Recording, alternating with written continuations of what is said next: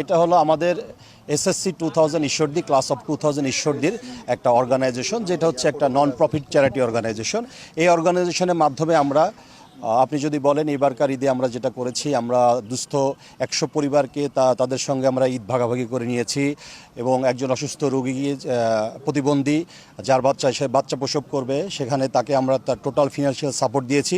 এরকম ক্ষুদ্র ক্ষুদ্র সামাজিক কাজগুলা আমাদের সামাজিক দায়বদ্ধতা থেকে আমরা আসলে করছি। এই জন্যই মূলত ক্লাস অফ ঈশ্বরদী 2000। আর খেলাটা এটা আমাদের একটা সিম্বল ছিল যে আমরা সবাই এক জায়গায় হতে পারি, কারণ আমরা সবাই খেলা পাগল ছেলে পেলে, আমরা খেলা পছন্দ করি বিধায় আসলে এই খেলাটা আয়োজন করা হয়। এটা গেট টুগেদার হয়, প্লাস আমাদের সংগঠনটাকে আরও সংঘবদ্ধ করার জন্য এটা আমাদের উদ্যোগটা নেয়া। এখানে আমাদের 4টা টিম ছিল।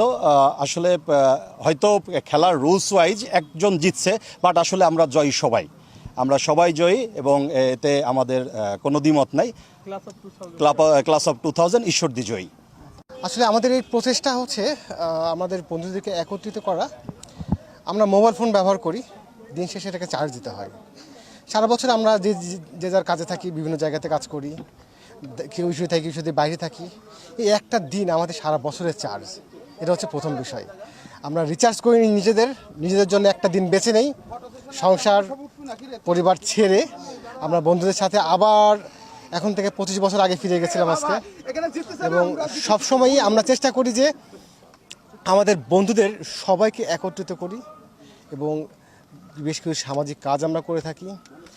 এই সামাজিক কাজের পাশাপাশি নিজেদের জন্য আমরা এই সময়টা বের করে নিই, যেন আমরা সবাই উজ্জীবিত হই, আমরা সেই শৈশব কৈশোরে ফিরে যাই। এবং এই দিনের আপনারা নিশ্চয়ই দেখেছেন যে আমরা কতটা প্রাণবন্ত। আমাদের 40 বছর বয়সেও আমরা সবাই অনেক প্রাণবন্ত। এই ক্ষেত্রে আমি বলবো যে আমাদের কোনো এক মুক্তিযোদ্ধাকে বলা হয়েছিল যে আপনারা এখনও কেন এমন স্পিডি, তখন তারা বলেছিল যে আমরা অস্ত্র জমা দিয়েছি, ট্রেনিং জমা দিই নাই। আমরাও 2000 সালের এসএসসি ব্যাচের ঈশ্বরদীর যারা প্রাক্তন ছাত্র, তারা প্রতি বছরই ঈদের পরের দিন এরকম একটা সুন্দর আয়োজন করে। এই আয়োজনের মধ্যে দিয়ে এদের এই বন্ধুত্বের যে একটা বন্ধন, সেই বন্ধনটাকে আরও সুদৃঢ় করার জন্য এরা সারা দেশের বিভিন্ন জায়গা থেকে এসে একীভূত হয় এই পাকশী রেলওয়ে ফুটবল মাঠে। এবং এখানে এসে সারাদিন তারা হচ্ছে এই খেলাধুলায় সকাল থেকে বিকাল পর্যন্ত খেলাধুলা নিয়ে থাকে এবং শেষে এরা আনন্দ উচ্ছ্বাস করে আতশবাজি করে এই আনন্দটা উপভোগ করে। এটা ঈদের আনন্দ হিসাবে এরা প্রতি বছরই করে থাকে। এটা এলাকার জন্য, অন্য ব্যাচের ছেলেদের জন্য এটা কিন্তু একটা ইতিবাচক একটা প্রভাব পড়ে, যে অন্যরাও চায় যে এদের মতো করে করতে। পরিবার তো আমাদের একটা অংশ, আমরা পরিবারকে সময় দিই, সন্তান আমাদের আছে, কিন্তু বন্ধুদেরকে তো পাওয়া যায় না, তারা অনেকে থাকে বাহিরে।